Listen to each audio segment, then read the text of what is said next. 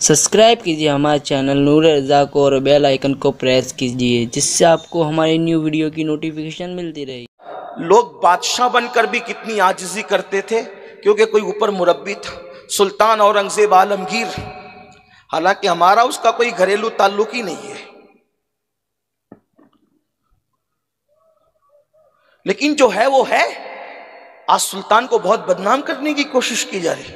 औरंगजेब आलमगीर एक मर्तबा ईद की नमाज पढ़ने के लिए लेट हो गए और ईदगाह भर गई थी, तो जहां चप्पल लोगों के रखे जाते हैं सुल्तान ने मुसल्ला वहीं बिछाकर वहां बैठ गए।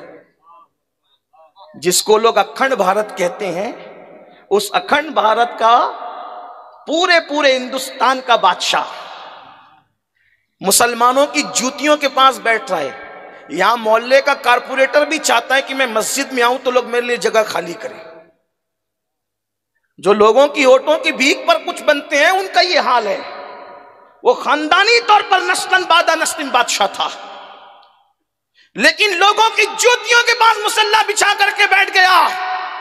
तरबियत का नतीजा देखो, दिल वालों के पास, अहले इश्क के पास बैठने का नतीजा देखो। जब किसी ने गुजारिश की मुहियुद्दीन आलमगीर उठ करके थोड़ा आगे बढ़ जाए, यहां चप्पल है, तो कहा ये बादशाह का दरबार है, बादशाह का। बादशाह हम नहीं है, बादशाह हकीकी तो वो है जिसके करम से लोगों को तख्त ताज नसीब होते हैं।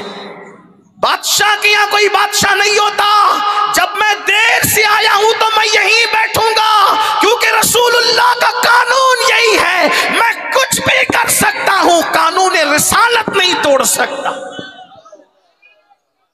जब हमने तहकीक की कि बादशाह होकर भी वो बिगड़ा क्यों नहीं, आखिर वो ऐसा क्यों रहा, तो फिर हमें हिंदुस्तान की तारीख ने जवाब दिया कि ये काम उसने किया था जो अमेठी की सरजमीन पर मुल्ला जीवन के नाम से मशहूर था। उसने इश्क का ऐसा बीज बो दिया था कि बादशाह होकर भी उसके कदम उखड़ते हुए नहीं नजर आए।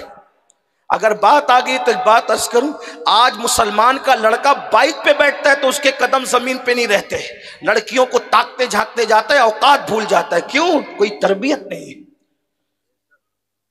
जिसने ताजमहल बनाया लोग उसको बड़ी गालियां देते हैं, ये शाहजहां तुम्हारा बादशाह है। दिल्ली की जामा मस्जिद बन रही है, ऐलान होता है संगे बुनियाद वो रखेगा जिसकी असर और इशा की सुन्नतें गैर मुअक्कदा कभी तर्क न हुई हो, बालिग होने के बाद कभी उसकी तहज्जुद फौत न हुई हो, जिसकी तकबीर उला कभी ना छूटी हो, संगे बुनियाद वो रखेगा। लोग इंतजार करते करते सुबह से शाम हुई तो बादशाह आंसू पोंछते हुए आगे बढ़ा। हम ही रख देते हैं तो किसी ने बाजू पकड़ के कहा शर्त बड़ी कड़ी है, आगे बढ़ने नहीं देंगे। कहा आंख में आंसू इसीलिए आ रहे हैं, अब तक पर्दे में थे अब बेपर्दा हो गए। अल्हम्दुलिल्लाह ये सारी शर्तें मेरे अंदर मौजूद है। जब हमने पूछा कि शाहजहां जैसे बादशाह में ये चीज कहां से आई, तो पता चला मियां मीर मोहम्मद की तरबियत का नतीजा था। मियां मीर मोहम्मद जैसे सूफी के पास जाके बैठता। बात शाहजहां की आई तो एक बात और अर्ज कर दूं तारीख के हवाले से। शाहजहां ने उस दौर में आज से तकरीबन कमोबेश 400-500 साल पहले एक तख्त बनाया था। उस दौर में उसका खर्चा 7 करोड़ रुपए आया, 7 करोड़ आया था। रुपए तो थे नहीं, 7 करोड़ उस दौर के। आप जरा अंदाजा करें, मैं बहुत पढ़ा लिखा आदमी नहीं हूं, एक तालिब इल्म हूं, लेकिन अगर उस दौर का 7 करोड़ आप अंदाजा करें आज क्या है, सोचे तो सही ना। जो आज करोड़ों रुपए लेके घूम रहे, इनके सारे बाप दादा तुम्हारे यहां नौकरियां करते थे। सोचो तो सही ना, उस दौर की कितनी अहमियत है। सोने के सिक्के, चांदी के सिक्के होते थे, लोग नंगे भूखे थे जो आज बिल्डिंगों में बस रहे हैं, ये हाल था। और शाहजहां का तख्त कितने का बना था? 7 करोड़ का। बहुत दौलत थी आपके पास उस वक्त तक, जब तक तुम शराब नहीं पीते थे। बहुत दौलत थी तुम्हारे पास। बरतानिया के शाही खजाने में उतनी दौलत नहीं होती थी जितनी एक एक कलकत्ता के ताजिर के घर में दौलत पड़ी होती थी। बहुत दौलत थी जब तक औरतों पे पाप की नजर नहीं डालते थे। बहुत दौलत थी जब तक तुम्हारे बच्चे लड़कियों के साथ कंधे पे हाथ रख के जिना के मंसूबे नहीं बनाते थे। بہت دولت تھی تمہارے پاس جب تک کہ تم عیاشیاں اور آوارگیاں نہ کرتے تھے. کیوں دولت تمہارے پاس کیوں نہ ہوتی؟ کیونکہ تمہارا خدا بادشاہ حقیقی ہے اور تمہارا نبی قاسم نعمت ہے. تمہیں نہ ملے تو پھر کس کو ملے؟ میرے امام کہتے ہیں کریم ایسا ملا کہ جس کے، توجہ کریں، کریم ایسا ملا کہ جس کے، کریم ایسا ملا کہ جس کے کھلے ہیں ہاتھ اور بھرے خزانے. بتاؤ اے مفلسوں کہ پھر کیوں تمہارا دل اضطراب میں ہے؟ آپ شراب جوے کو کیا سمجھتے ہیں؟ چوری چماری کو کیا سمجھتے ہیں؟ جہاں گناہ ہے وہاں فنا ہے. ٹیپو سلطان جس دن ان کی شہادت ہوئی تھی، انہوں نے چند موتیاں گلے میں پہن رکھی تھی. اس دور میں اس کی قیمت 5 لاکھ تھی. تمہارے بادشاہ لوگ موتیوں کا ہار پہنتے تھے اس دور میں. جب تک لوگ آنے پائی کا حساب جوڑتے تھے اس وقت بنیے لوگ، اس وقت 5-5 لاکھ کے صرف موتیوں کے ہار گلے میں ہوتے تھے. آپ غور فرمائیں، انگریزوں نے اتارا تو دیر تک دیکھتے رہ گئے کہ اتنے لاکھوں کا بھی کوئی صرف ہار پہنتا ہے. یہ اپنی تاریخ ہے. کیوں؟ اللہ سے مانگتے جب تک رہے صدق دل کے ساتھ. دولت ابلتی تھی، عزتیں تھی، وقار تھا. جب سے شرابی بنے، کبابی بنے، تو اقبال جیسا آدمی بھی پھر امید کا شاعر بھی شکوے کی بات کر گیا اور کہنے لگا کہ رحمتیں ہیں تیری اغیار کے کاشانے پر، برق گرتی ہے تو بیچارے مسلمانوں پر. لیکن اقبال شاید اس کو بھول گئے اس وقت کہ جب تک مسلمان صحیح تھا نا تو قدرت نے اتنا نوازا تھا کہ لوگ نوکریاں کرتے. کہتے ہیں کہ ایک دن سلیمان علیہ السلام 300 جانثاروں کے ساتھ تخت پر سفر کر رہے. تخت پہ سفر کرتے کرتے حضرت سلیمان کو خیال آیا میری سلطنت کتنی بڑی ہے، تو تخت اوپر نیچے ہونے لگا. توجہ ہے آپ کی؟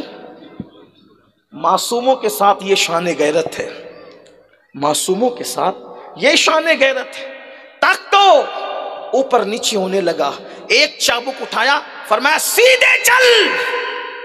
تخت کا جواب جو لکھا ہوا ہے میں وہ منا نقل نہیں کروں گا کیونکہ میں فکر رضا کا پابند ہوں، لیکن اس کو ایک خوبصورت مفہوم کے ساتھ پیش کرنا چاہتا ہوں. سلیمان علیہ السلام نے جب فرمایا سیدھے چل کوڑا مار کر، تو غیبی آواز آئی تخت پہ بیٹھنے والے اگر اپنی اصلاح کر لیں تو پھر تخت کی اصلاح خود بخود ہو جائے. توجہ فرمائے. اس کا مطلب حالات یوں نہیں بدلتے. وہ جو 300 اوپر بیٹھے ہوئے تھے جانثار سلیمان علیہ السلام کے، ان کی اپنی طبیعت نے کچھ کہا تو پیغمبر کو یہ جواب دیا گیا ہم کیوں جب تک عاشق تھے بادشاہ تھے. اور ایک بات آپ سے کہہ دوں، کوئی خواب نہیں دکھا رہا ہوں، اللہ کی قسم، آج بھی اگر عاشق بن جاؤ تو بادشاہ تمہاری غلامی نہ کرے تو پھر کہنا. غریب نواز کی غلامی کیوں ہو رہی ہے؟ ایک لباس پہ پوری زندگی گزار دی. کون سی دولت تھی غریب نواز کے پاس؟ آپ بتائیں. غوث پاک تو ظاہری اعتبار سے بہت دولت مند تھے، لیکن غریب نواز کے پاس ظاہری کون سی دولت تھی؟ زندگی کا طویل حصہ نا ساگر کے نیچے گزار دی. خلجی نظر آ رہا ہے، گوری نظر آ رہا ہے، اکبر جیسا ملحد اور بے دین بھی کھڑا نظر آ رہا ہے. بتائیں تو صحیح نا. تو یہ قوت عشق ہے.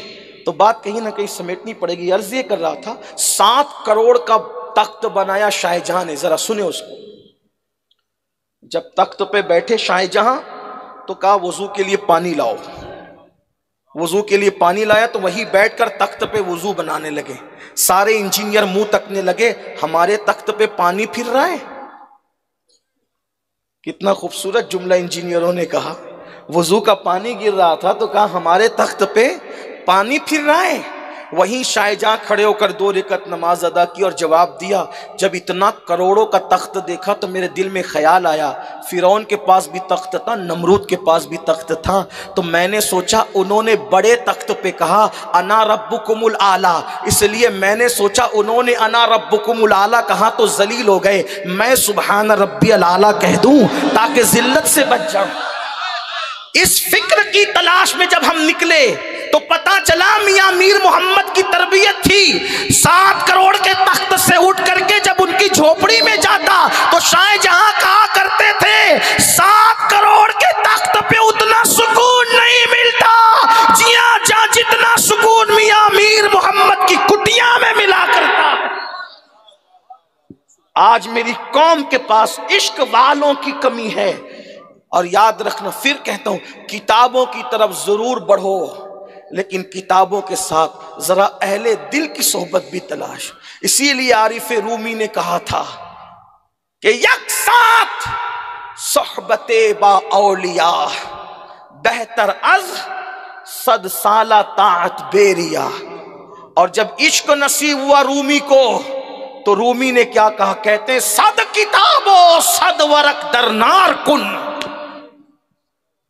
100 کتاب و 100 ورق در نار کن، دل بدست جانب دلدار کن۔ اور پھر کہتے ہیں مولوی ہرگز نہ شد مولائے روم تا غلام شمس تبریزی نہ شد۔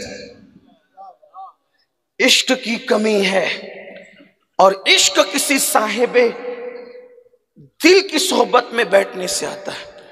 کہتے ہیں کہ سرکار غریب نواز اکثر آنکھیں بند کر کے بیٹھتے تھے، آنکھیں کھول کے نظر بھر کے جس کو دیکھ لیتے تھے وہ ولی بن جاتا، صرف نظر بھر کر دیکھنے سے ولی بن جاتا۔